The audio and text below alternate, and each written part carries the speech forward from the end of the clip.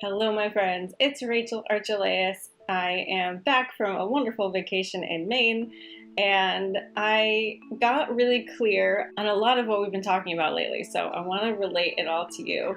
And we're going to talk about three concepts here: having your loyalty be to yourself, self-love, and being called forward in life.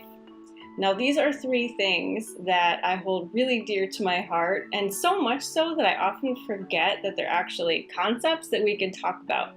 What happens when you start living such an integrated life is that it just becomes part of your everyday thing, and sometimes I kind of lose track of the fact that not everybody lives this way. So bear with me as I bring it all back up to the surface so that we can talk about it. A really long time ago, after I got divorced, I realized that I needed to make myself and my personal growth and my commitment to who I really am, like back then I would call it my spirituality, but the core of me, I made that my priority.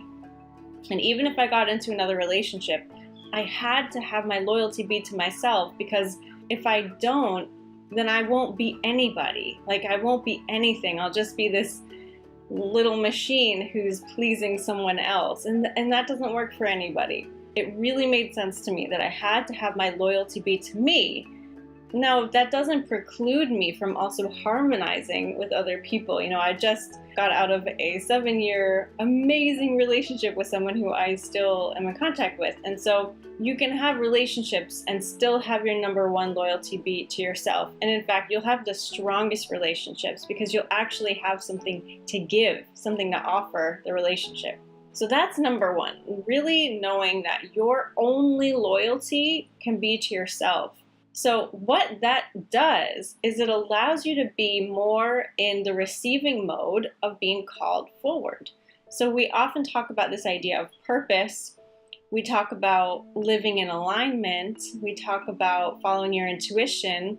Well, what does that mean? It really means that you're able to hear the cues of your intuition and go in that direction. What will be most satisfying to us on this planet, our most fulfilling life, is possible. And all we need to do to get there is to be in the receiving mode of it and to follow the cues that come, that lead us down that path. So if I choose to make feeling good and self-love and self-care a priority in my life, I'm going to be in the receiving mode of those cues. And that way I can follow them to amazing things. Sometimes they'll be work-related, sometimes personal. They kind of all bleed together after a while, and there's really no separation between satisfying work life and business and friendships and family. Everything kind of muddles into one after a while, which is amazing. And they all strengthen each other. This is where I talk about multidimensional results.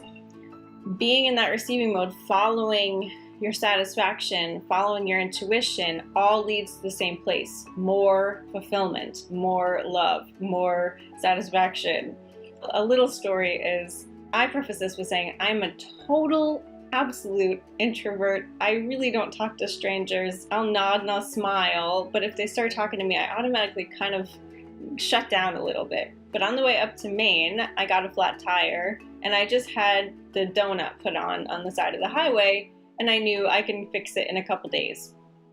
So when I went to go fix the tire, I walk in and they ask me if I'm Abigail, and I say, nope, I'm Rachel, and they have me sit down. And then Abigail walks in, and I think she said something to me first. She said, oh, I thought there would be tables next door so that she could work on her laptop. And then I asked her if she lives around here and does she like Maine. And so I didn't totally start the conversation, but I did follow up, which I don't normally do.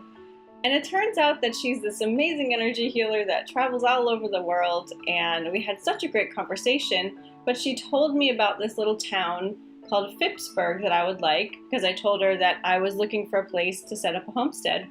So I checked out of my campsite on Monday, and I drove up to Phippsburg, and I happened to see all these signs for a Popham Beach Park.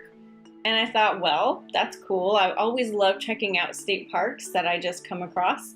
And so I did that, and holy cow, I had the most amazing time. Absolutely incredible.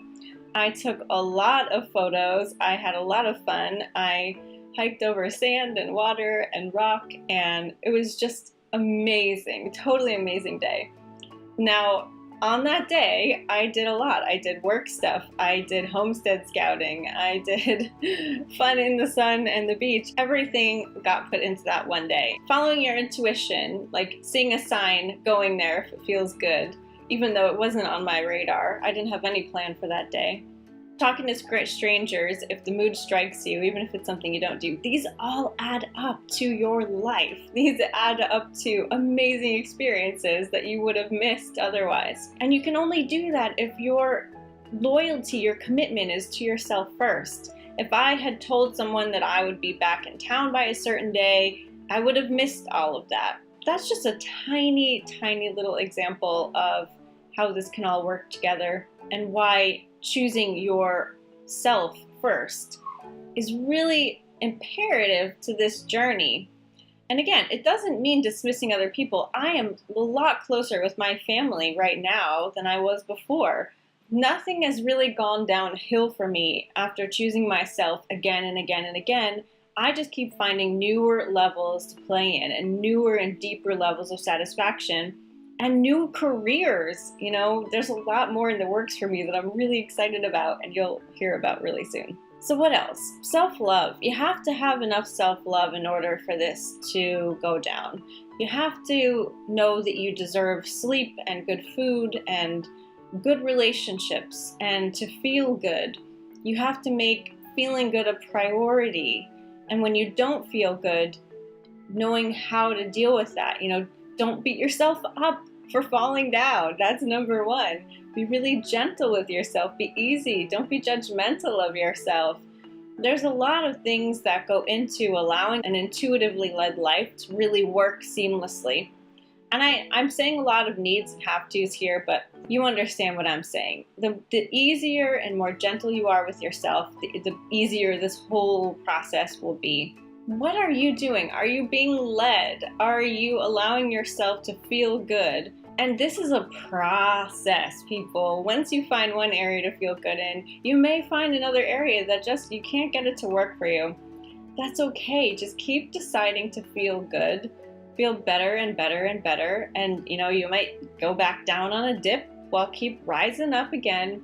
It's okay. There is no right or wrong way to do this at all. There's always, for me at least, a little fear beforehand. You know, I have little thoughts of fear about everything.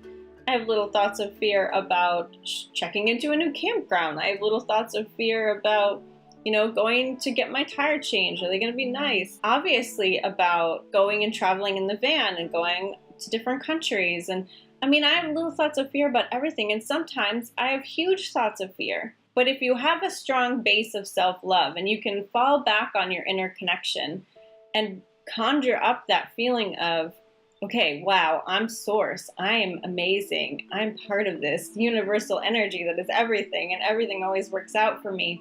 If you practice things like that, it makes the whole journey so much easier. So practice feeling good, you know, build that muscle. Get your brain on board, you know, get your body on board, meditate, do things that feel good, and all of this will really accelerate for you. So that's it for right now. I have the Personal Intuitive Art course coming up in a couple of weeks. I am offering personal sessions right now and coaching packages on rachelarchelaus.com if you want to go check that out. And otherwise, I will talk to you guys very soon. Thanks for listening. Bye-bye.